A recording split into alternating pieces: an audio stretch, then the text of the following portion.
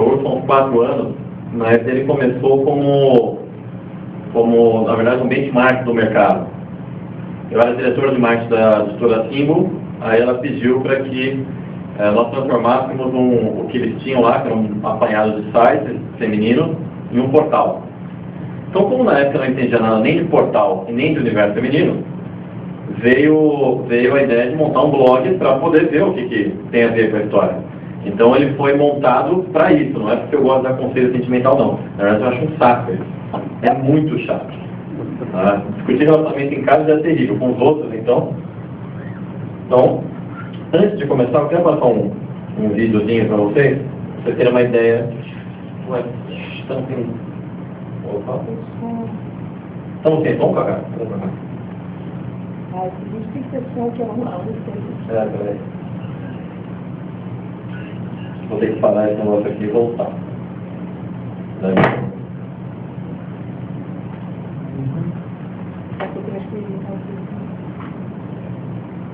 Vai?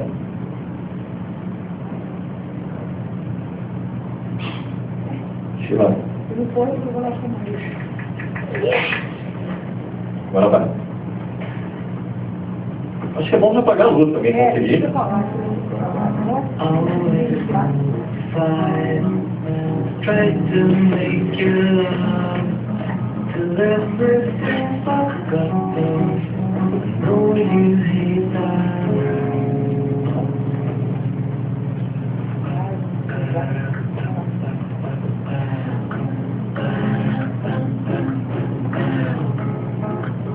Always when we fight, kiss you once or twice.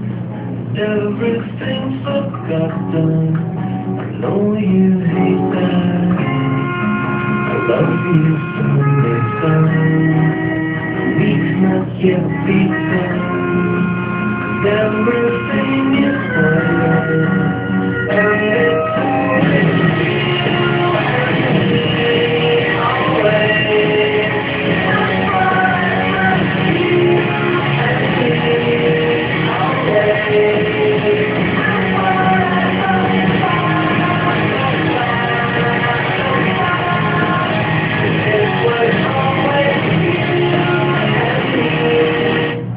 Basicamente, o que o garoto fez foi ver que ele cansou de brincar sozinho no campo de futebol, aí ele resolveu fazer um plano para acabar com esse problema. Então ele foi lá, fez todo o esquema, deixou tudo pronto para os pais, porque ele queria ser um irmãozinho. Mais assertivo que isso, impossível. Tudo bem poder ter sido menina. Bom, então o Cacá já apresentou, vou pular essa parte, né? Hoje, em São Paulo, eu cuido de 2 pontas. Eu cuido da comunicação digital do Sebrae São Paulo e do Instituto Ethos, que é um Instituto de Transparência e Responsabilidade Social. Mas já fiz uma porra de coisa. Já fiz campanha política, não me culpem, por favor. Não é porque quem trabalha na campanha quem tem responsabilidade depois, tá? É diferente. O farmacêutico não tem responsabilidade se a aspirina está funcionando. Então fiz campanha do Serra, fiz de outros caras também. Mas hoje, então vamos tratar de um conceito básico de internet, que é onde que as agências se perdem, que está na questão da incompatibilidade, que é uma palavra que não existe em português. A findability, não tem isso aqui. Mas as agências elas se preocupam muito em fazer peças e pouco em deixar essas peças encontráveis. O que não faz o menor sentido. Né? Isso eu acho que é um pouco de uma visão de internet ser finalidade. Acontece muito quando o cliente olha para a gente e fala eu queria um site, eu queria um portal, eu quero um blog. Tipo, o cara não quer um site, ninguém quer um site, vá. O cara quer vender mais, o cara quer construir marca, ele não quer um site. E às vezes ele não entende isso. Então, eu vou explicar um pouquinho de como a gente chegou até aqui, que aí eu acho que fica mais fácil. Lá nos primórdios da internet, o que nós tínhamos eram company profiles online. Lá, tipo, no final dos anos 80, você pegava lá uma empresa, ela vendia X-Tudo a R$9, botava o telefone e você ligava, eu quero X-Tudo, pronto. Aí nós tivemos um advento que é a banda larga. Chegamos à banda larga. Quando aconteceu a banda larga, veio o nosso inferno no digital, que são todas as páginas em flash, com tudo em flash. Então, quem tem mais de, acho que de 25 anos, se lembra que era impossível você clicar no menu antes de perder 2 horas para tentar chegar no menu. Porque todo mundo queria ver movimento, se tudo tinha que girar em 360 graus, por mais que você não conseguisse clicar para ver o resto. Depois disso, aí nós tivemos a fase dos buscadores. E a questão dos buscadores mudou a forma da internet, e ela mudou muito mais do que a forma da internet. Ela mudou a quantidade de investimento na internet. Porque até então, você tinha um sistema simples de cadastro. Você tem uma drogaria. Então, a de uma drogaria, você ia no serviços, ou comércio, drogaria, BH, e ele colocava o link da sua página. Porque era muito difícil. Você for ver, o cara que sobrevivia aqui, ele era Coca-Cola, ele era IBM, todo mundo sabia quem era ele. Se você for analisar do ponto de vista de negócio, se você só atende as pessoas que já te conhecem, para quem investir em marketing? Basta você ter um bom produto, né? Você tem um bom produto, bom serviço, para quem investir em marketing? Não faz sentido. Investe no produto, melhor o produto, abaixa o preço, mas não é necessário que você vende sempre o mesmo. Quando nós chegamos nessa fase de diretório, já era um pouquinho melhor. Então, as páginas estavam acessíveis, mas a pessoa tinha que se dar conta de procurar um diretório. E de diversos diretórios existentes você tinha que achar. Então, com muita sorte, era achado por uma meia dúzia de pessoas por dia. O que é o mesmo princípio de banca de jornal? Banca de jornal é muito simples. Quando eu era pivete, eu queria ver aquelas revistas bacanas, religiosas, e era muito fácil ver, né? Porque você tinha a revista da família e tinha a revista das religiosas. Era simples. Você andava de um lado para o outro na banca e era fácil, porque era pouco título. Nós tínhamos poucos títulos. Hoje não. Hoje tem que achar um GPS primeiro. Hoje você não consegue sair numa banca com a revista que você quer em menos de 10 minutos de procura. A não ser que sejam as principais. Mas se for uma coisa que é muito específica, que você goste, é impraticável, porque na banca tem de tudo. São 50 mil títulos que tem lá. Então, os buscadores, como o Google, começam no Alta Vista, eles viram que isso ia dar errado, esse negócio de diretório não parece bom. E resolveram inventar um mecanismo que fosse em cada página, buscar lá, o que tinha dentro de página e trazer de volta. Quando isso aconteceu, as páginas em flash caíram. Porque como quem conhece mais a web sabe que página em flash não consegue armazenar informação que seja indexada para o buscador. Então, o buscador ia lá numa página em flash e voltava só com o título da página. Tá, óbvio que isso não vai dar certo. Agora, eu acho que essa semana, o YouTube mudou uma regra também. O YouTube é o segundo maior buscador do mundo. E é onde tem menos conteúdo produzido. Então, se você for olhar assim, do ponto de vista estratégico para ser encontrado, mais vale a pena você fazer um vídeo no YouTube do que fazer um blog. Tem muito blog. E essa semana em especial, eles anunciaram que eles estão permitindo que você envie a transcrição do vídeo. Então, isso vai ser super indexado. O caminho daqui para frente, para quem quiser ser encontrado, vídeo com conteúdo transcrito. O que faz sentido, né? Porque se o cara for deficiente auditivo, pelo menos ele tem uma transcrição. Você teve aqui hoje? Sim. Bom, então vocês já viram bastante sobre isso. Quando esse movimento aqui do Flash passou para a página indexável, aconteceu uma coisa muito simples. Em vez de 6 pessoas que se encontravam diariamente, hoje milhares se encontram. Então aquela pessoa que não era uma sua consumidora, agora tem como ver você. Então o investimento na web passou a ficar interessante. Em vez de antes que eu falava com o meu público, agora eu falo com todo mundo.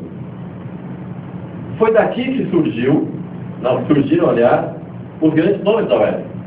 Quando você começou a ter investimento de peso para que você retivesse aquelas pessoas que eram espectadoras flutuantes, você começou a alimentar o Mark Zuckerberg, você começou a alimentar uma série de caras que hoje lançaram um grande negócio. Tudo veio dali. Nós tivemos um momento de bolha na web, nem sei se você recorda disso, né, onde tudo tinha um preço, caiu, era um momento flash. Quando veio o indexador, a coisa mudou. Depois do indexador, passou-se a notar uma coisa óbvia. Se as empresas, se agora um cara que não chegava até mim passou a chegar, o que eu tenho que fazer com esse cara? Eu tenho que cativar ele. Eu tenho que primeiro reter alguma informação dele. Pô, senão ele não vai vir aqui nunca mais. Quantas páginas tem na internet? Até o cara voltar na minha, acabou a internet. Então, as páginas passaram a se tornar canais de comunicação.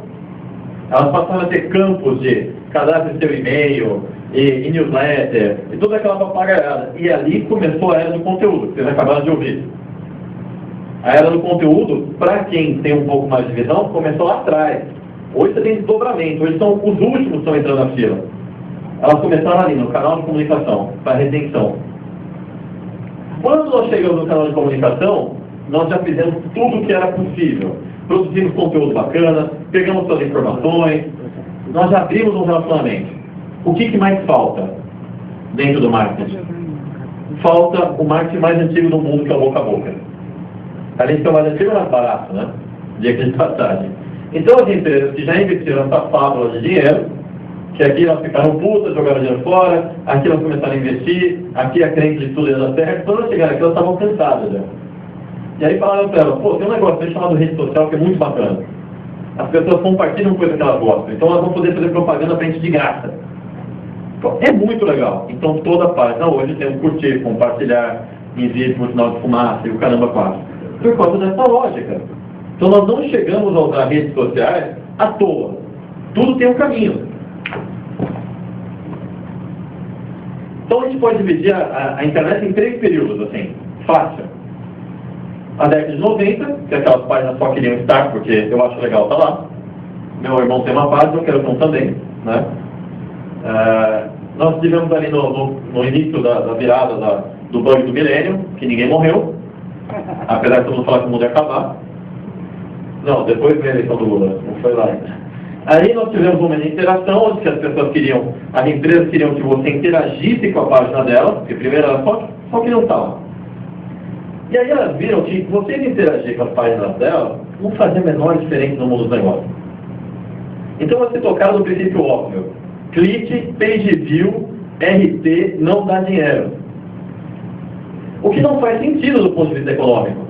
Para que eu vou investir dinheiro numa comunicação que não gera dinheiro? Aí seria melhor ter guardado dinheiro, claro. Com isso nós tivemos alguns desafios, basicamente 4. O primeiro deles é agrupar pessoas.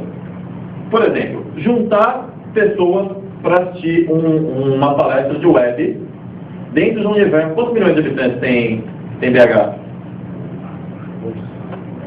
4, 3?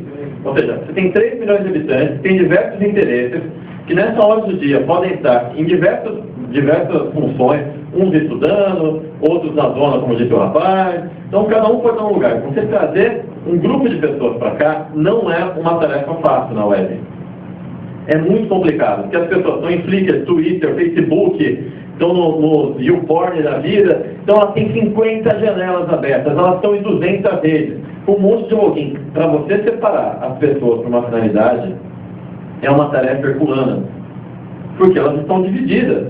Tem gente que tem Facebook, tem gente que não. Então adiantaria fazer uma campanha só no Facebook? Não. Simples. Então, nós somos obrigados, além de conseguir agregar essas pessoas, então estar presente em diversas redes, e aí nós vamos agregá-las para um lugar. O problema é que, como cada um vem de um lugar, elas têm interesses diferentes de onde elas vão chegar. Então, a pessoa que vai ela veio de uma rede social de músicos, ela não quer chegar numa página quadrada. A outra que veio do negócio de business, ela não quer chegar numa página que é todo mundo louco. Então você é obrigado a preparar diversas plataformas para atender os públicos que você quer ativar. E com isso, você vai ter um outro desafio, que é promover a ativação. Hoje em dia, eu não sei, deixa eu ver, acho que não tem ninguém aqui da geração Y, né? Também tem cada nome, né? Eu não sei qual que é o próximo. Eu acho que agora é o XY, né? Todo mundo é a geração da mulher, é diferente. XX da mulher? XY é o homem. Muito bem, professor. Nós somos, eu acho que nós somos XY, o negócio está mudando. Nós temos aí, promover a ativação dessa galera que está aberta é muito complicado. Você tem 50 janelas abertas na sua tela. Ninguém sai de casa e pensa assim, hoje eu vou compartilhar um conteúdo da Coca-Cola. Porra, ninguém faz isso.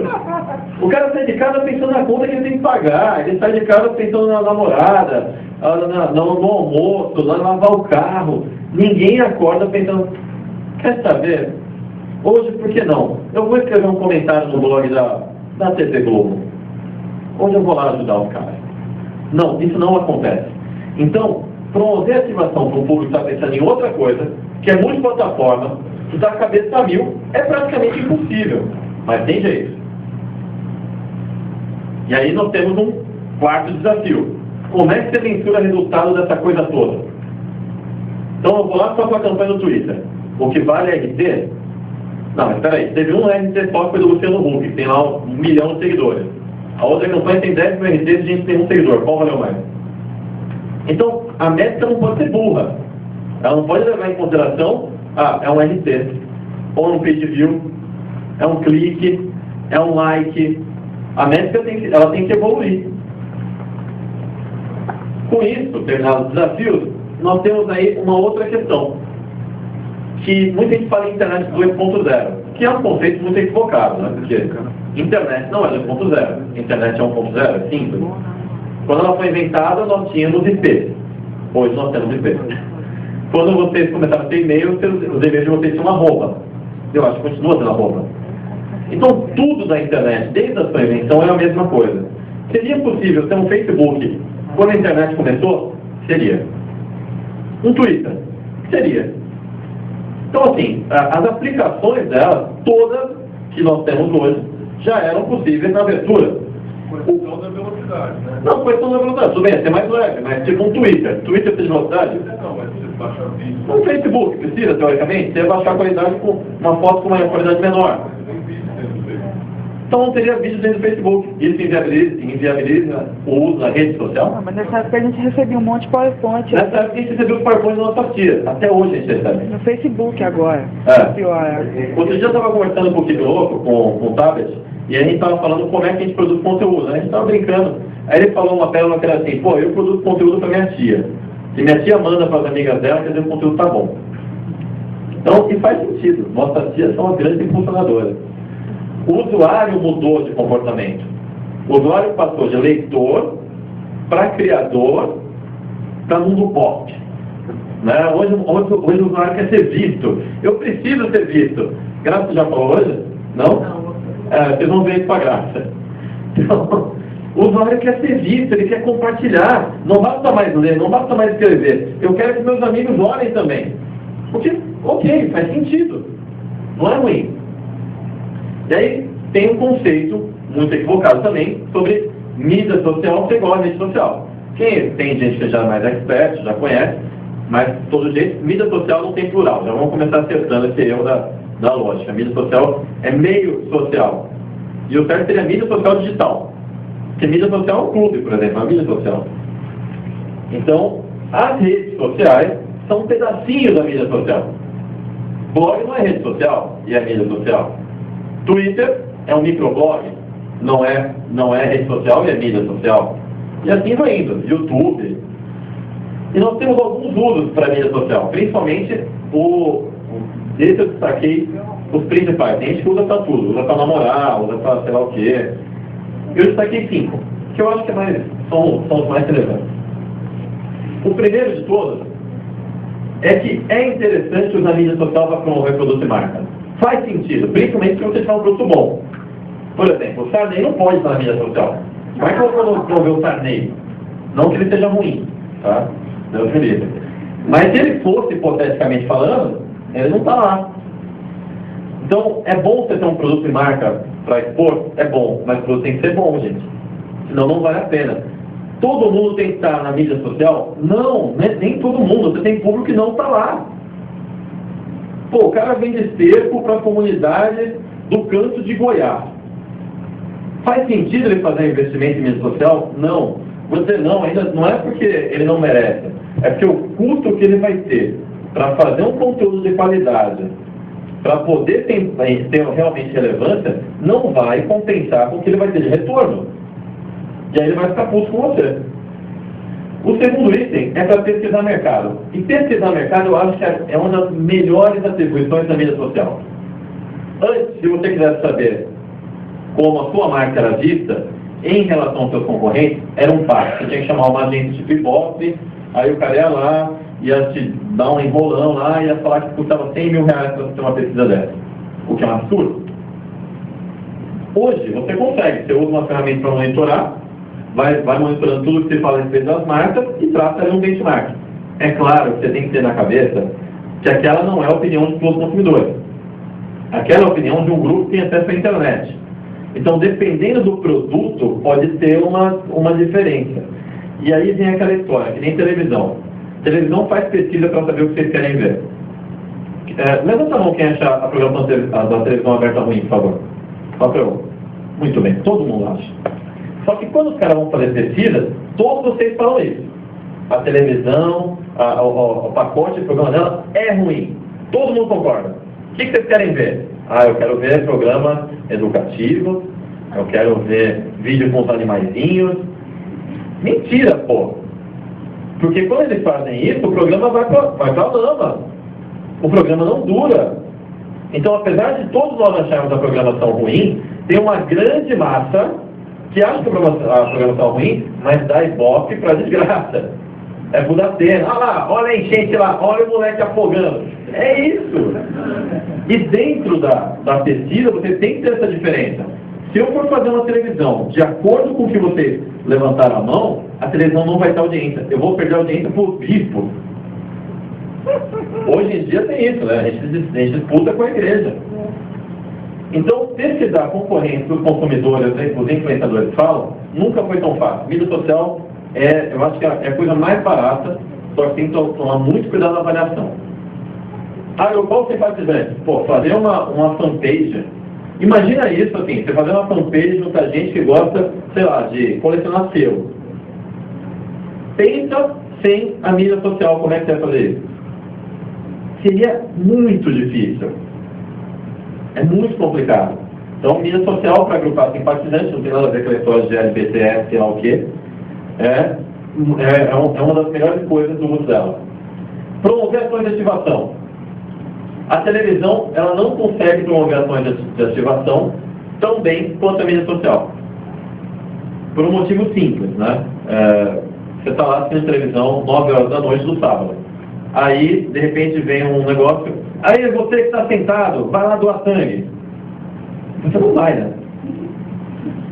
Pô, claro que você não vai. Você está sentado de televisão, sábado à noite, você vai doar sangue. Então, a televisão, ela tem esse problema, que ela precisa te massacrar de informação para te mobilizar. Até porque você não é engajado com a televisão. A televisão, ela não fala com você de forma segmentada. Na verdade, ela fala com você como se vocês fossem tudo e nada ao mesmo tempo. Agora, quando você é impactado e tem uma relação com o canal de mídia social, é porque você fala com ele fala com você de forma segmentada.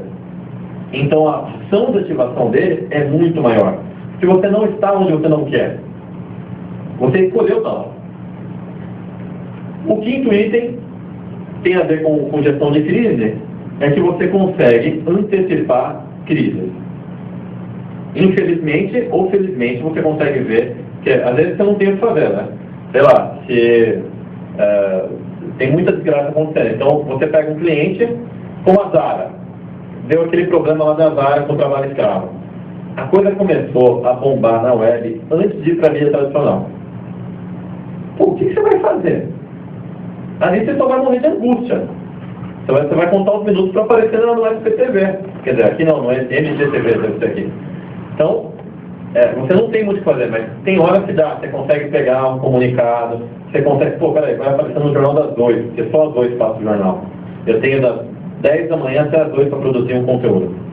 Então, às vezes dá tempo. Vale a pena. Bom, algumas diferenças básicas no consumo, e se vocês entenderem isso, vai fazer diferença na hora de produzir uma campanha que funciona. A primeira está no consumo da mídia tradicional. Por exemplo, na televisão aberta mesmo, nós temos 7 canais, 6, 7 canais de TV aberta. Só. Então, assim, até o que eu falo sempre, se você não for adepto a nenhuma religião, você já perdeu 3. Você fica com 4. Tá bom. Então você tem 4 chances, né? Eu como anunciante, eu tenho 4 chances de te impactar. Na web, eu tenho milhões de páginas. Vamos fazer uma conta besta, assim. Se eu fosse comprar um anúncio em cada comercial das principais televisões, para impactar todo mundo, vou comprar anúncio durante 7 dias na semana. Vou gastar o quê? 50 milhões de reais? 100? 100 milhões? Tá bom. E se eu fosse comprar um espaço publicitário em cada página que tem publicado na internet brasileira? Eu acho que eu ia gastar mais do que os 100 milhões de reais. E tem um problema, né? Porque a televisão está em 99% dos lares, a internet está em 22%. Ou seja, ação de broadcast não é web. Rádio é melhor para broadcast do que internet, por incrível que pareça. TV é muito melhor. Agora, se você quiser ter um público segmentado, não adianta nada você colocar lá, você vai gastar uma fábula, você vai gastar 100 milhões, e para atingir um público que era uma parte, são 10% do que estaria ali. Aí faz sentido ter para web. Então nós temos aqui uma outra questão que é em relação à propriedade. Eu imagino também que vocês compram algum tipo de revista. Não vou julgar qual, mas vocês compram alguma. Né? A Veja nunca. Tem gente que gosta da Veja. Esse pessoal compra a Veja, junto com a Playboy, que é para justificar. Né? Porque as entrevistas da Playboy são ótimas. É por isso que a gente compra. Não, depois de uma mulherada que andou saindo, eu estou achando que é isso mesmo. Aqui vem com o estado de Minas. Aqui a Veja, né? Isso. Ah, tá. Não é estourar de consumo do jornal da pessoa. A Playboy que está de Minas. Bom, olha, a julgar pelo ex-governador aqui, eu acho que até seria possível. Não, ele era gay. Era um cara bem despojado. É. Bom, quando você vai comprar uma revista, você tem lá a capa que te interessa e você bate o olho, é capa, eu gostei da capa. Aí você vai ver uma chamada principal. Pô, Neymar é melhor que Pelé? E você se interessou pela chamada principal. Aí você pega a revista na mão e vai ler lá as outras chamadas secundárias. Não satisfeito, você começa a folhear a revista. Naquele momento em que você folheia a revista, ela está na sua mão, você sabe que se você tirar o seu dinheiro do bolso, largar o escorpião, ir lá e trocar o seu dinheiro para aquele pedaço de papel, ele vai ser seu. Então, isso te dá um poder de consumo, de propriedade. Você vai trocar o teu capital por um pedaço de papel que você vai ler e vai jogar fora, na maioria dos casos. Tá? E é uma coisa que não tem na web. É uma coisa que, assim, não há tangibilidade na web da informação. Por isso, às vezes tem uma discussão, a mídia tradicional vai morrer? Não vai, porque é o seguinte, primeiro que a mídia tradicional, como a Veja, ela pode até tentar induzir o cara a pensar de um jeito, mas ela tem uma semana para checar a informação. Teoricamente, o que saiu lá deveria estar apurado e confirmado. Então, a mídia tradicional, teoricamente, ela tem mais, vamos dizer assim, confiabilidade do que a digital. Porque a digital, muitas vezes, publica tudo muito rápido. E aí, às vezes, tem que voltar atrás. Então, questão de confiabilidade é um ponto. O outro é nessa tangibilidade da posse. Então, você trata a informação que é sua de uma forma inconsciente, talvez, diferente da informação que está lá para todo mundo, que é de graça, na sua cabeça de graça. Mas, o que a gente tem que fazer para reter a informação desse cara e trazer esse cara para a propriedade? Por isso que hoje, em tudo quanto é lugar, tem espaço para comentário. O comentário nada mais é do que uma tentativa de te colocar com um conceito de posse. Quando você deixa um comentário, você está, de alguma forma, colocando o seu DNA ali. E aquilo passa a ser um pouco seu. Então, as páginas, a gente não coloca lugar para comentário à toa. É simplesmente para te dar essa noção de posse. Não que vocês tenham, da mesma forma que isso aqui também não. Mas rola dessa forma. Bom. Então, na prática, engajamento, mídia tradicional, engajamento, mídia digital, broadcast, mídia tradicional. Simples. Não invertam o fio. E eu já fiz algumas experiências, inclusive. Eu vi a TIM que era a empresa de telefonia, ela fez uma campanha muito interessante. Ela foi lá e fez o Homem na Web. Alguém lembra disso? Não, né? Eu imaginei. Eles gastaram uma grana, fizeram produção de filme, comercial com o cara, em tudo quanto que é lugar no Brasil, no pico de não sei aonde, embaixo d'água falando no telefone. Era para falar que eu tinha, pegava em todo lugar. No comercial pegava, né? E aí, né? Eles fizeram o seguinte: você tinha que entrar na página homenaweb.tim, alguma coisa assim. Eu montei no final de semana.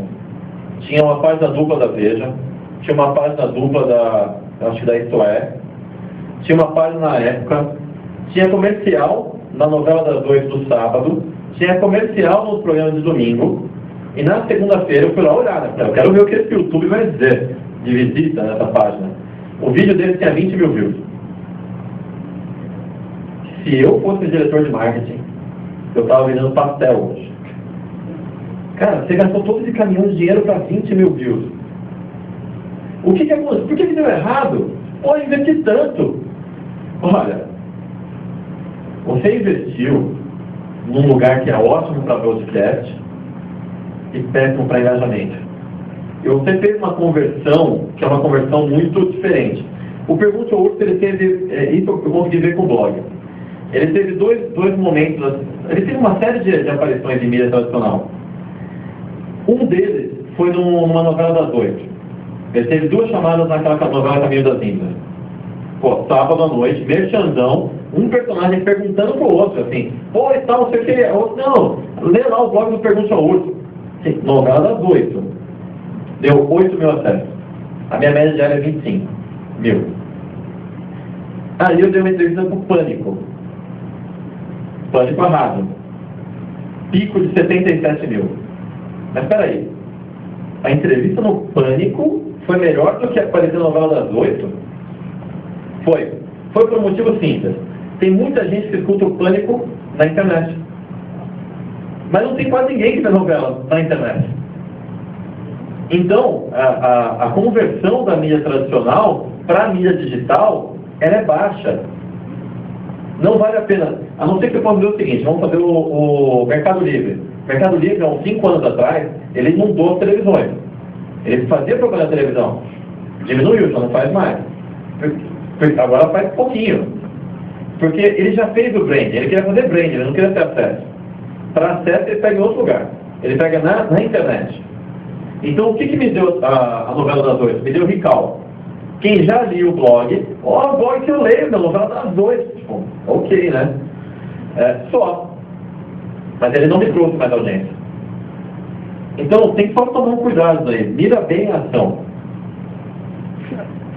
Você teve alguma experiência em anunciando alguma coisa em TV fechada? Que normalmente, pelo menos aqui em BH... Não sei se vocês ouviram aí, ele está perguntando se eu tive alguma experiência de anunciar em TV fechada. Eu já tive com cliente. Não deu certo. Porque TV fechada, pelo menos aqui quem tem... O retorno sobre investimento, quando você faz alguma coisa para a web e anuncia em outra mídia, não é bom. É melhor você anunciar link patrocinado, pega uma fanpage, que nem agora estou usando o Sebrae, ele tem lá um produto de inovação. Então estou criando uma fanpage de inovação, que vai ter lá um teste de inovação, aí vai ter link patrocinado para essa fanpage, você não nem na fanpage do cliente, cria uma fanpage à parte, que leva os caras para lá, daí da conversão. Então, o que acontece na web, fica na web, entendeu? Outra coisa que eu queria ter comentado, eu tenho reparado nos blogs que aquela parte de comentar embaixo, alguns blogs estão sumindo com aquilo interno e colocando um API do Facebook. Ele está falando comenta já API do Facebook ou do disco. O comentário dele é muito pertinente. Ele falou que, do fundo não escutaram, né? Ok, então eu repito para vocês. Ele falou o seguinte: tem alguns blogs que ele está reparando que a parte de baixo estão sumindo os comentários e estão entrando comentários ou do Facebook ou tem outras plataformas como o Discord. Por que isso está acontecendo? Olha, colocar do Facebook, eu acho que é restringir demais. Não é todo mundo que tem Facebook. E blog não é visto só por quem está no Facebook. Facebook é uma parcela de quem está na web. Tem mais gente no Orkut do que no Facebook. Então, assim, não sei se é da melhor. Falando nisso até, não sei se vocês repararam, nessa semana, eles mudaram as comunidades do Orkut. As pessoas podem ter dado conta disso daí, mas isso quer dizer que as comunidades vão voltar a ficar ativas. O que você publicar numa comunidade do Orkut vai aparecer no painel do usuário, coisa que não acontecia, só acontecia no Facebook. Por isso que o Orkut foi bem largado pelas empresas, porque não adiantava eu ter uma página lá, sendo que quando eu escrever ninguém lia. Agora, se você estiver ligado lá, vai aparecer no seu perfil. Então isso, eu acho que o Orkut vai acabar tomando mais força. Tem muita gente que está lá e não vai sair de lá. E não tem problema também. Pô, qual o problema do cara gostar do Orkut? Tem gente que gosta do Badu. Ué, Badu, ela perguntou o que é Badu. Badu é tipo o Calipso das redes sociais, tá?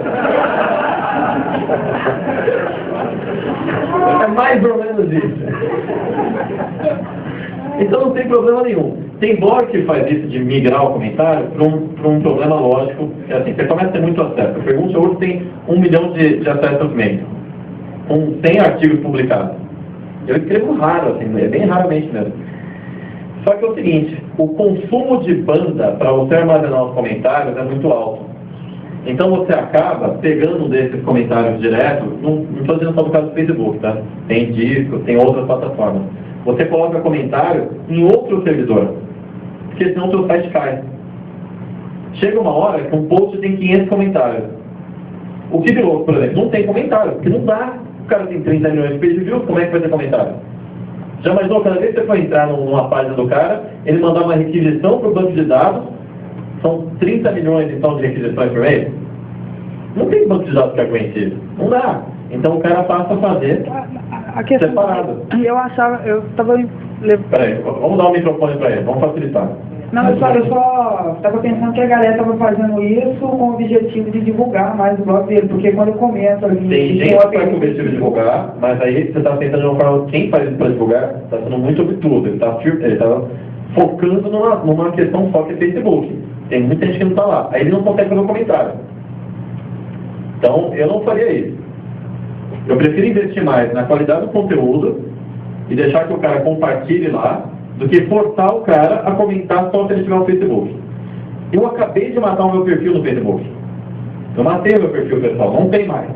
Porque eu fiquei de saco cheio. Toda vez que eu altero, se eu alterar meu estado de relacionamento, vira uma zona aquilo lá. É um pardieiro. E essa bosta aqui, hein? Imagina quem é bonitão. Deve ter problema. Ah, só queria elogio.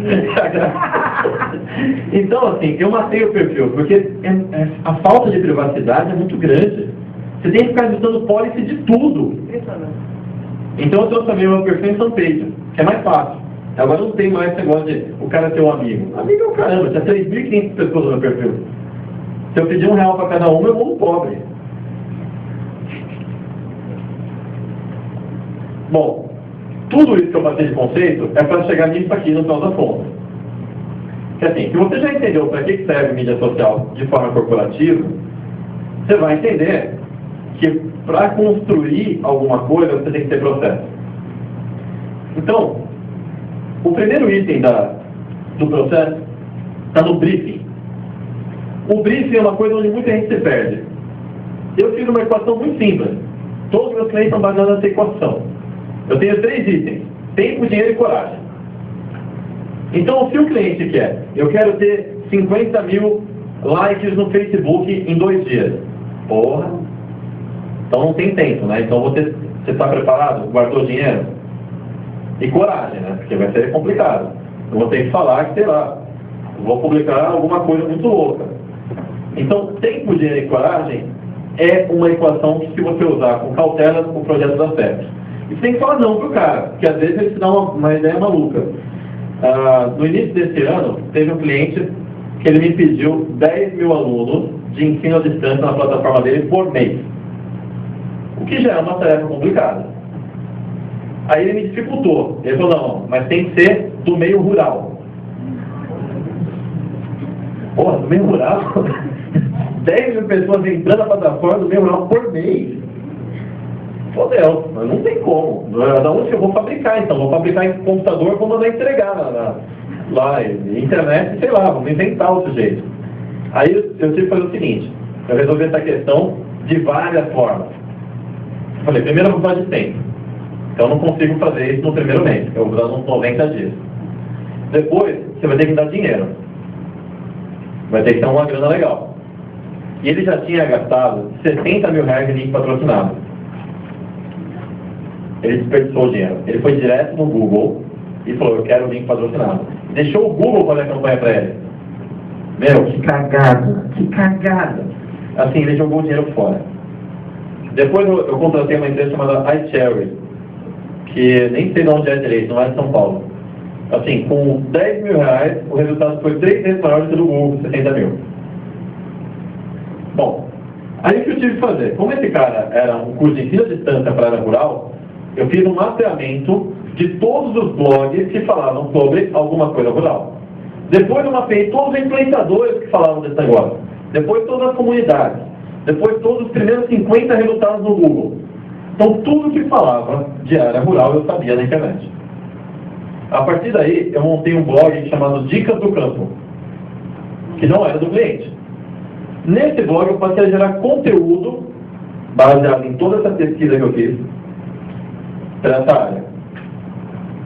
Depois que eu gerei esse conteúdo, eu tinha uma pessoa que fazia ativação. Ela começou a interagir com os donos dos outros blogs e com o influenciador. E começamos a trocar pautas. No primeiro mês eu cheguei a 5 mil pessoas cadastradas.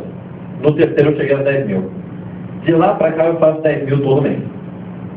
Então, o que a gente fez? Foi mais um trabalho de RP do que praticamente de ação. Mas a gente produziu um conteúdo, distribuiu o conteúdo, com isso muita gente veio para o Dicas do Campo. E quem era o patrocinador oficial do Dicas do Campo? Era o meu cliente. Só tinha um banner lá, que era do meu cliente. Com isso a coisa deu certo. Então, a área de pesquisa, ela não pode ser deixada de lado. Nós não fazemos nada na Talk sem pesquisa. Agora, que a gente começou a atender o SEBRAE, eu encomendei 24 pesquisas, uma para cada setor. Eu quero saber o que os caras de apicultura falam, onde eles estão, com quem eles conversam, qual é o conteúdo que eles leem. Porque o SEBRAE de São Paulo, ele tem um problema, não sei como é o daqui. Ele dá muito curso, mas dá pouca informação. E o cara que é um microempreendedor, que precisa ser ajudado, ele quer informação. Ele quer, como é que eu faço para pagar menos imposto? Como é que eu faço para contratar e escolher um fornecedor? Ele quer isso, ele não quer só curso. Vou te ensinar a gestão financeira. Então lá agora a gente começou um trabalho de pesquisa para a produção de conteúdo de 24 horas distintas. Depois da pesquisa, vem uma área muito controversa, que é a área do planejamento. E é onde eu mando abandonar as ideias geniais. Porque quando a gente começa a fazer o planejamento, todo mundo tem uma ideia do caralho. Porra, isso é muito legal. Então primeiro, vamos dar uma promoção cultural. Aí o cara tem que bater uma foto, aí ele tem que editar a foto, colocar o produto, o cliente, agradecer, pedir para 10 pessoas darem um like e mandar pra gente. Isso não vai dar certo. Ah não, mas a gente está desenhando branding, mobilização, eu sei, tudo bem, mas não vai dar certo. Então assim, o que for ideia genial, eu descarto. Por um princípio básico, eu respeito o dinheiro do meu cliente. A não ser que o cliente fale, toca aí, faz as maluquices que você quiser. Isso nunca aconteceu. Mas pode ser que um dia, né? Vai saber. Dá sorte. Às vezes acontece. O que eu costumo fazer, em vez de ficar apostando em ideia genial, eu aposto sempre em ideia de conversão. E uma parte do budget, eu aposto em ideias experimentais. Então, do SEBRAE São Paulo, eu estou pegando uma parte do budget, que é, sei lá, 300 mil reais, que vão ser gastos para ideias experimentais. O resto, tudo ROI. Tudo retorno sobre investimento. Senão, a gente não vive. Como também foi falado agora há pouco, não, se você falou que ia lançar uma campanha meia-noite, lance a campanha meia-noite. Ah, ok. A área de planejamento das agências costuma ser uma área fraca. Eu falo isso, além de trabalhar na Talk, eu dou treinamento para várias agências. E realmente eu estou com medo. Cada vez que eu dou um treinamento a mais, eu fico com medo. Eu fiz agora para o Etos uma concorrência para fazer um novo site do Etos. 34 agências de software house se inscreveram. 4 passaram no critério técnico. estou falando de São Paulo. Eu fiquei abismado, porque não é possível. De 34 agências, pouco mais de 10% passaram. E era coisa básica, tipo, um sitemap no lugar, um código HTML limpo, um CSS bem feito. Isso é abominável. Quando eu vou dar treinamento em agência, eu noto que o cara pegou a conta para fazer uma ativação, sei lá, da Umbro, pegou a conta da Umbro para fazer ativação. Aí tem uma pessoa que é responsável pelo conteúdo. Ela, da cabeça dela, publica conteúdo quando ela quer, do jeito que ela quer, usando as palavras que ela quer, de qualquer assunto. Isso é uma loucura. Então, isso eu acabei de ver. Num cliente que eu fui, o especialista de conteúdo dava 40 tweets por dia. Não, mas olha só, tá dando clique. Pô, dava 15 cliques cada tweet. Com 40 mil usuários. Você não fez a conta, então, né? Que assim, ninguém está clicando nesse negócio. Por quê? O que ele estava tweetando, ele pegava a notícia, publicava e tweetava, mas a notícia não tinha nada a ver com o Twitter dele. O Twitter dele não é para ser um agregador de notícia. É para levar gente para o curso dele. Não tem nada a ver com isso. Então, o cara do conteúdo, ele não deve ficar tweetando quando ele quer, a hora que ele quer, do jeito que ele quer. Para isso a gente faz a pesquisa. A gente identifica quais são os temas que o público quer ouvir. Ele quer ler sobre aquilo lá. Aí nós temos a questão de horário. Então eu publiquei um conteúdo hoje de manhã, no Twitter, eu vou publicar amanhã à tarde e vou publicar depois de amanhã à noite. Mas você vai publicar 3 vezes esse conteúdo? Bom, por quê? Qual o problema? Você acha que o cara vive o dia no Twitter, não tem mais nada para fazer? No Facebook é diferente, fica no painel do cara, não posso ficar fazendo isso, mas Twitter dá. Agora, eu vou publicar a mesma coisa que está aqui no meu Twitter, de 140 caracteres, e vou jogar para o Facebook, que permite mais, do mesmo jeito. Isso também é outra estupidez, né? Eu deveria estar botando mais mote no cara. Ali nos 140 caracteres, eu sou obrigado a ser muito rápido. No Facebook, eu posso dar um pouco mais para o cara aí ver essa situação. Então, a operação, isso aqui é uma matemática doida. Aí é o seguinte, a operação, que é a produção de conteúdo, a disseminação dele, né, não é uma coisa tão simples. Quando a gente pensa, vamos supor que a gente vai montar um blog de tecnologia. Estamos aqui, eu resolvi montar um blog de tecnologia. Levanta a mão quem tem Mac, por favor. Só Mac. 1, 2, 3, 4, 5, 6, 10%. Vamos jogar 10% aqui tem Mac.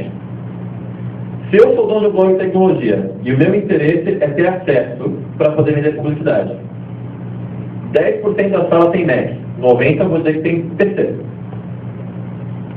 Quanto eu devo produzir de conteúdo para quem tem Mac? Eu tenho tempo, né? Porque assim, o jornalista que escreve, ele vive também, precisa dormir. Então vamos supor que eu tenho um universo de 50 pautas só. É o máximo que eu vou produzir de texto no meu blog. Portanto, 10% de Mac, infelizmente, só vou produzir 5 artigos de Mac por mês. Porque o resto tem que ser agradável.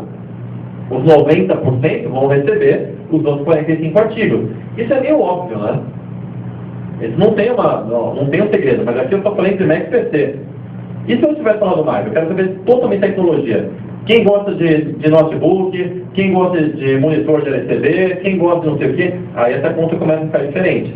E dos 50 artigos, pode ser que eu veja que um vai ser de Mac, que eu vou falar 10 de celular, vou falar mais 5 de jogos. Isso é baseado em pesquisa. Essa conta é a simplificação disso. Eu pego o número de, sei lá, volume de busca palavra-chave. Então eu venho aqui, Mac.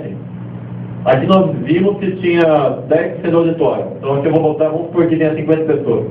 5. Do resto, de 50, aqui no soma do volume. Eu tenho 50 publicações a fazer por mês. Aí vai dar um número. Isso é regra de 3. Só que as agências não fazem isso. Aí o produtor de conteúdo sai fazendo conteúdo que ninguém lê. Então, aí você começa a ver, peraí, por que eu pergunto ao Urso tem 1 milhão de acessos, tendo 100 posts? Porque eu vi que o público queria ler, pô. Por isso tem muita coisa de sexo e relacionamento. Eu detesto responder isso. Mas era um projeto experimental. E o experimento funcionou. Já tentei matar o blog várias vezes, mas aí todo, não mata não, a gente gosta. Aí nós temos uma parte que é o monitoramento. Natal, que eu prezo muito por monitoramento. Então eu vou saber quem está falando, qual que é o tipo, tudo a respeito dele é importante. Isso daqui é o monitoramento de um cliente político. Porque depois você fez uma nuvem de tags nos assuntos principais. O cara do planejamento usa esse monitoramento para tomar mudança de rota. Porque apesar de a gente fazer um planejamento de 6 meses, mês a mês eu olho de novo para aquele cliente, deixa eu ver se o que foi feito, qual foi o que aconteceu depois, se eu vou precisar mudar a rota, se está indo bem. Então, a área de monitoramento, tem gente que usa software, tem gente que usa o Scooper, tem gente que usa o Seeker, tem uma série, você pode usar o Google Alerts se você quiser. Porque o que importa é como você vai qualificar esse negócio. Pô, mas dá para monitorar sem usar uma ferramenta paga? Lógico que dá. Instala lá o Google Alerts, vai no search do Twitter, grava um feed daquilo e pronto, você vai monitorar. É que aí você vai ter o trabalho de pegar aquela informação e jogar numa planilha. E qualificar na mão. Mas é possível? Depois disso aí, nós temos a área de relatório. Para vocês terem uma noção, isso aqui é um sexto dos relatórios de um cliente. Semanal. O cara toda semana recebeu um relatório. Esse aqui, eu acho que é o relatório só do que falam dele nas redes sociais. Então ele tem todo tipo de informação. Fora disso, eu tinha um relatório que isso eu vejo que as agências não produzem, que é um do que nós produzimos. Se você twitta pelo cliente, se você produz conteúdo, se você manda e-mail, você tem que guardar essa informação em algum lugar. Porque nem sempre o que a gente faz dá resultado imediato. Aliás, quase nada é resultado imediato. No mundo onde a gente vive de indexação, que a nossa mãe é o Google, é difícil. Então, no mínimo, guarde as coisas que você fez. Então, nós fazemos uma planilha lá, onde tem o seu tipo de ativação, qual foi o canal, conteúdo, palavra-chave e um print screen. Porque um belo dia o cliente vai te chamar e falar, porra, vocês não estão fazendo nada? E às vezes o canal do cliente é ruim. Isso acabou de acontecer comigo. Tem um e-commerce que eu comecei a trabalhar, e aí o cara reclamava que não dava conversão. E ele não me dava acesso ao analytics dele. Até o dia que eu consegui. Eu vi que, sim, de 1000 pessoas que iam no carrinho, tinham 10 conversões. Se a gente está comigo, pronto no caminho do cara. De 1000 você ter 10 conversões é ridículo. Então, relatório é uma coisa que você deve produzir com frequência. Eu vou mostrar um fluxo de operação, só para vocês terem uma ideia de como essa coisa funciona. Então aqui em cima tem as etapas, no meio os processos envolvidos e embaixo a equipe. Antes de qualquer coisa, diagnóstico. Nós não começamos a trabalhar sem fazer pesquisa. Em São Paulo, um diagnóstico custa no mínimo R$10.000. Ele chega a 20, dependendo da complexidade. No diagnóstico, a gente tem alguns itens que eu pesquiso. Variações do cliente, que às vezes o cara tem várias formas de produto, tem várias empresas. Depois o mercado dele, como um todo. Então, se o cara é um apicultor, eu vou pesquisar tudo sobre o tema. Depois os influenciadores, tudo que é influenciador. Os concorrentes e os pain points do cara. Pain point é o seguinte, é quando o cara deu uma derrapada alguma vez na vida. E aí tá aquela história, né? Tira a primeira pedra que nunca deu. Sempre tem alguma coisa. É um cliente que ele atendeu mal, é alguma história passada dele. Então a gente sempre monitora os 5 itens. A partir disso, dessas 5 qualificações, nós vemos aqui para temas, hubs e palavra-chave. Depois disso a gente vai para o planejamento, onde você começa a organizar a distribuição do conteúdo. Então, quantos canais eu vou trabalhar? O cara tem o YouTube, tem um blog e tem um Twitter. Tá bom. Como é que eu vou distribuir o conteúdo para esse pessoal de uma forma organizada? Isso é visto antes. Por uma questão muito simples. Se eu deixar para ver isso em cima do dia, vai vir outra coisa e eu não vou conseguir fazer. É básico. E o cliente, às vezes, ele tem essa a ideia de, não, só monta o canal para mim que eu cuido aqui. Mentira! Aí no dia dele, o que vai acabar acontecendo? Um cara vai reclamar de um produto que comprou e deu errado, ele vai parar de fazer o que ele tinha que fazer da comunicação e vai focar em outra coisa. E ele está certo em focar no atendimento dele. O que ele está errado é de querer cuidar disso. não vale a pena. Então, se a gente não faz o planejamento, chega uma hora que a gente se perde. É muita informação para muito canal, quando feito de forma profissional. Para tudo, eu gero política de conteúdo. E aí eu digo por quê também. Tem alguém aqui que é dono de agência? Muito bem. Rotatividade funcionária, como é que é? É alta, né? Então. Aí o que acontece? Você vai lá, faz um plano para o cliente, você botou o cara cuidando daquela conta, aí alguém vai lá, oferece R$200 a mais para o cidadão, ele fala, opa, vou evoluir na vida, R$200, e vaza. Aí você vai encontrando os caras, aí você tem que ensinar tudo de novo pro cara. Por isso que eu uso política de conteúdo. Eu falo, olha, o Twitter, ele vai falar desse tema, com essa periodicidade, com essa quantidade de caracteres, e você vai se relacionar com essas pessoas. Beleza, Papito? E pronto, porque aí se esse cara sai, eu troco o outro e ele entende isso. Qual que é a linguagem? Ele tem uma tabela para cada canal para seguir isso. Então, o blog ele tem esse tipo de conteúdo dividido por esses dias, com esse número mínimo de toques. Ele não pode linkar para tal e tal pessoa ou empresa, porque é concorrente. E a linguagem dele é coloquial e em primeira pessoa. Você concorda que se você tiver uma troca de equipe, você não vai precisar ficar atento? Então, política de conteúdo para tudo. Pô, mas isso é burocrático, eu gosto de criar. Então, muda, vai trabalhar com publicidade, não com marketing. Publicidade é onde você cria a campanha. Marketing é onde a gente ganha dinheiro, é outro lugar. Então tem uma diferença. Plano editorial. Plano editorial é uma coisa assim. Se o Google sabe o que você procura, porque vocês estão lá no Gmail, vocês estão no YouTube, vocês estão em todo lugar, você usa um Google Insights da vida, ele vai ter armazenado lá desde 2004 o volume de busca por pesquisa. Então, sei lá, imposto de renda.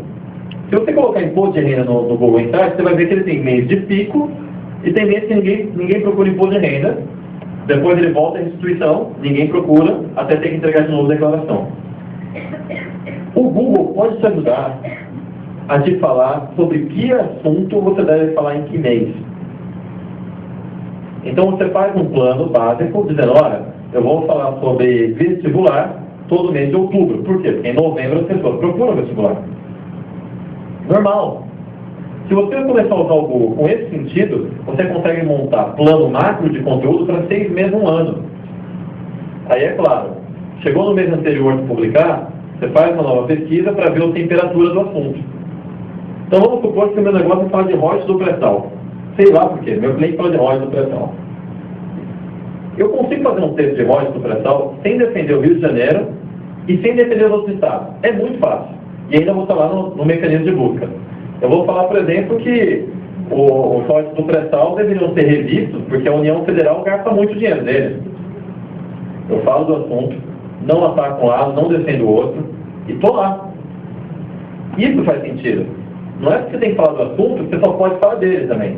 Eu posso começar falando do royalties do pré-sal e terminar falando na crise aérea. Existe uma lógica de produção de conteúdo que é bem simples. Outra coisa que o curso me ajudou, né? Porque no início dos tempos do curso, eu dividi ele por páginas. E aí eu fui fazendo uns experimentos. No mesmo texto tinha 5 pedaços de página. E aí eu entendi como é que o leitor gosta de ver o conteúdo. O primeiro bloco, primeiro de tudo veio uma chamada bacana. Legal, igual de revista, chamada. O primeiro bloco de informação, você dá informação. Você não dá opinião de nada. Você só informa. No segundo bloco que vem de informação, você explica para o seu leitor o que ele tem a ver com a informação acima. No terceiro bloco, você explica para o seu leitor o que ele tem a ganhar com aquilo acima. E no final você pede o que você quiser. Isso é básico. Não, eu posso dar um exemplo rápido, sei lá. Coca-Cola lança garrafa de 6 litros, todo mundo vai morrer de gastrite. 6 litros. Tá bom. Então, Coca-Cola lança 6 litros de emoção. Aí você vê. Você que já tomava 600 ml, 1,5 litro, 2 litros, agora vai tomar 6. É você mesmo.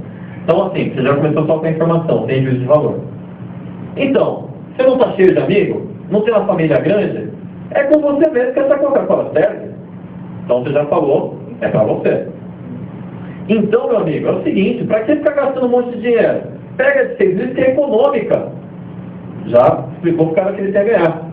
Então, o que você está fazendo aí? Levanta, vai no supermercado e compra. Se ganhar dinheiro, provar a campanha. Então, você joga para o cara uma linha simples de raciocínio. Não fica pirulando. Eu já tentei mudar, já tentei colocar a ação primeiro, isso não dá certo. Eu já fiz isso na vida real. Eu conheci uma menina e perguntei, e aí, dá pra gente ir pra cama? Ela disse não, porque era uma ação direta. Claro, né? É óbvio, primeiro eu tinha que estar lá e tal, poxa, né? Então você tem que primeiro conversar com o cara e depois você manda a ação. Aí você fala o que ela tem a ver com você, o que ela tem a ver com ganhar, se sair com você. Depois ela se convida para sair. É a mesma lógica de texto. E aí você tem 3 estágios da comunicação. Você pode fazer isso. O primeiro estágio de todos é a sensibilização. Não abandone os estágios. Se você não começar sensibilizando, você não vai conseguir motivar, e motivar significa dar motivos. E se você não der os motivos corretos, você não vai conseguir mobilizar. Então, lembre-se disso. Se eu tenho uma história para contar, divido a história em pedaços. Primeiro sensibilize ou quem está lendo, depois você dê motivos, depois você promova ação. Se vocês forem ver, isso foi usado na campanha da Dilma. Muito bem. A campanha da Dilma foi ótima. Primeira semana da Dilma. Onde que ela estava na campanha, no programa eleitoral dela? Abraçada com o cachorro, com a família. Sabe? Nem parecia a mesma Dilma que estava lá dando porrada nos outros. Era a Dilma mãe. Eu nem sabia que ela tinha filha até aquele momento. Né? Porque alguém teve que fazer. Então, assim, em algum momento, ela sensibilizou você. O marqueteiro, ele acertou. Ele pegou e falou, vou te sensibilizar. Aqui, ó, a Dilma tem uma filha, cara. E tem até um cachorro, que não era dela, era do Zé do seu, mas tudo bem? Eu conheço cachorro, por sinal. O cachorro mesmo. O Zé também, claro, que o cachorro é do Zé, eu conheço cachorro, eu conheço o Zé. Então, se você for ver, existiu ali uma sensibilização. Depois a campanha começou a te mostrar o quê? A mulher guerreira, que enfrentava, que ia para o Rio Grande do Sul, né, que não sei o quê, que não tinha medo de abandonar o partido dela e ir para outro. Depois ela pediu voto. Então pensem nisso quando for criar a comunicação. Não é tão jogado assim. Se você for analisar, sempre tem. Igual o Rock Balboa. O Rock Balboa, acho que é o melhor herói de todos os tempos. Que ele apanha 99% do filme, você gosta dele. Porque em momento algum, ele faz o erro que a campanha do Serra fez. Eu estive lá, então eu vi isso acontecer. A campanha do Serra vitimizou o Serra. Aquela bolinha de papel, Jesus do céu, antes fosse uma bigorna. Porque a bolinha de papel ficou indefensável. Assim, chegou um momento que eu falei, não, eu vou me esconder, cara. Eu não quero mais trabalhar. Porque estava difícil, não dava, porque o cara se vitimizou. Ninguém gosta de vítima. A gente gosta do herói, do lutador, do cara que apanha, mas não fica reclamando, não é menininha. Lá ele, aquela coisa, pô, aquilo pegou mal pra caralho. Depois você vai fazer o quê? Se você sensibilizou errado, vitimizou, dançou, não tem mais o que fazer. Vai ser sempre o chorão. Ah, não, você sempre chora por qualquer coisa, sai bolinha de papel. Então, não façam isso. Eu vou passar rapidamente, que eu tenho tempo aqui, o café já me avisou. Então, na operação, a gente começa com a produção, onde você segue esse caminho que eu falei. Não pulem, vão por mim. Um dia eu vou fazer uma palestra, Cacá, que eu acho que você vai gostar. Mas assim, todas as merdas que eu fiz. Onde eu vou explicar tudo que eu fiz de errado. Essa vai ser uma boa palestra. E o que eu aprendi com cada erro. A gente volta ano que vem pra cá. Ano que vem a gente volta com essa. As merdas que eu fiz. Por Marcelo Disponível. Isso vai acabar com minhas aulas na STN, mas tudo bem. Então, nós temos a produção de tudo, uma gestão de resposta, depois a ativação, CRM Seeding. Para quem não sabe o que é Seeding, é o ativador. Tem gente que fala, pô, mas isso não é ético, isso é ético. Eu vou explicar o que é Seeding para vocês no mundo que vocês conhecem. Todo mundo sabe quem é a Xuxa, certo? Muito bem. A Xuxa é a garota propaganda Monange. Quem acredita que a Xuxa usa Monange? Ótimo. Mas ela está lá falando que usa Monange. Isso é seeding. Ué, vocês não batem nela porque ela fala que usa Monange, né? Então você sabe que ela está lá ganhando dinheiro dela. Acabou. Então as pessoas levam muito a sério quando é seeding. Eu gosto de fazer seeding por um motivo. Sem discussão, sem briga, não há posição. Por isso que o programa do Ratinho ainda tem gente que vê. É isso, são programas assim que tem audiência. Vocês não acreditam no programa daquela Luciana de Mendes, né? Vai a pessoa lá, que é o corno, tá bom, você acha mesmo que o cara é o corno, ele tá lá. Para, só se ele tiver, sei lá, gosto por ser corno. Bom, então como é que você faz essa história? No meu blog, quando eu escrevo um texto e todo mundo só fala bem daquele texto, eu saio do meu blog, entro com o log de outra pessoa e falo mal de mim. Esse urso é um machista sem vergonha, filho da puta. Então eu vou falando mal de mim. Porque só tem um monte de gente falando bem. Se todo mundo falar bem, acaba a discussão. Acabou.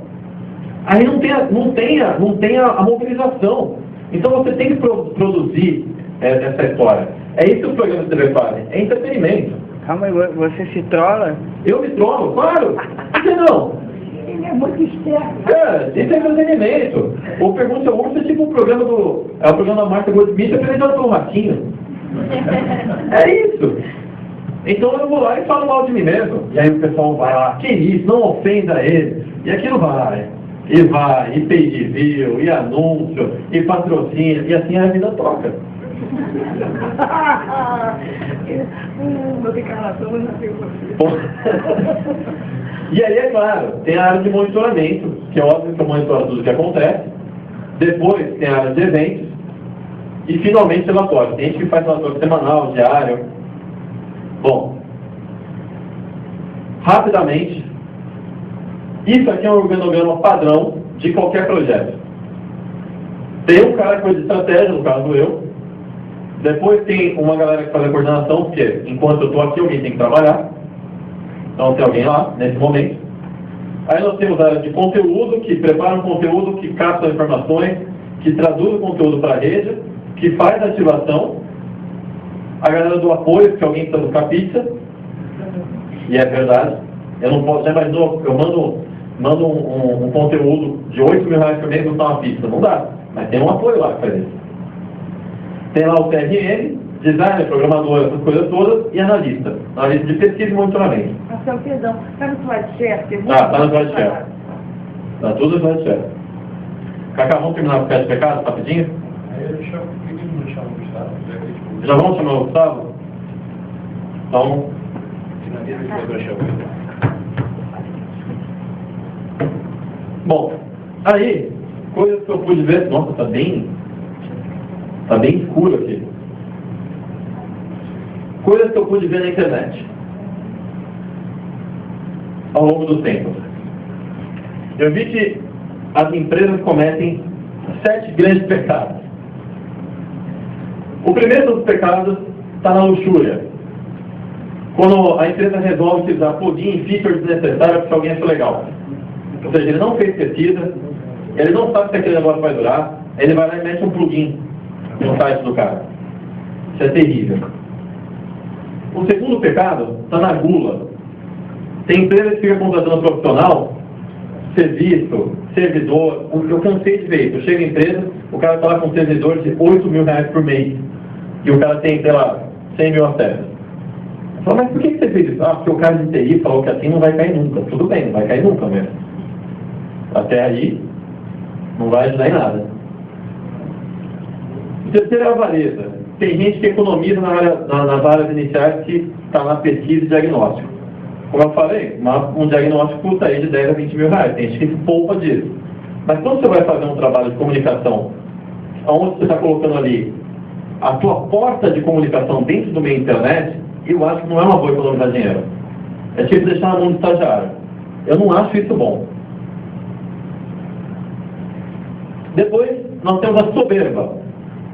A soberba é quando você é criticado, em vez de escutar o que o cara está te falando, você tem que dizer, ah não, eu já sei de tudo. Muita gente faz isso. né, e ignora inclusive o consumidor. Ah, o consumidor tem sempre razão lá na casa dele. Né? Depois nós temos a ira. Em São Paulo acontece muito isso. As agências competem umas com as outras por raiva. Entendeu? Por raiva, porque eu acho legal, porque eu acho que o negócio é isso. Em vez delas ficarem fazendo isso, elas deviam se preocupar em fazer aquilo que elas fazem bem, ficar melhor. Essa é a verdade. O penúltimo, que é inveja. Tem gente que desenvolve ação só porque o coleguinha fez. Só com inveja. Porque aí, como ele não acompanhou a parte da pesquisa e do planejamento, a ação dá errado. É claro, pô, o cara só pegou a ação de um cara, ou o cara fez esse plano e deu certo. E fez também. Isso costuma dar errado, fazer por inveja. E meu último, que eu acho que é o principal de quem trabalha nessa área, que é a preguiça. A pessoa sabe que ela tem que fazer um briefing, tem que pesquisar, tem que fazer um planejamento, tem que fazer uma operação decente, tem que fazer relatório, tem que estabelecer métrica, mas a preguiça é mais forte. E é assim que os projetos são fracos. E é isso. Acabou, gente.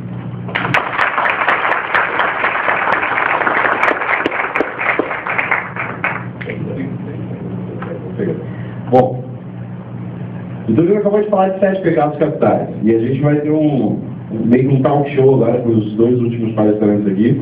Eu vou pedir a ajuda das nossas voluntárias aqui para a gente tentar envolver todo mundo. A ideia é o seguinte, a gente vai reunir aqui o Gustavo, que tem aí, trabalhou na agência que promoveu o marketing da Arca de Noé.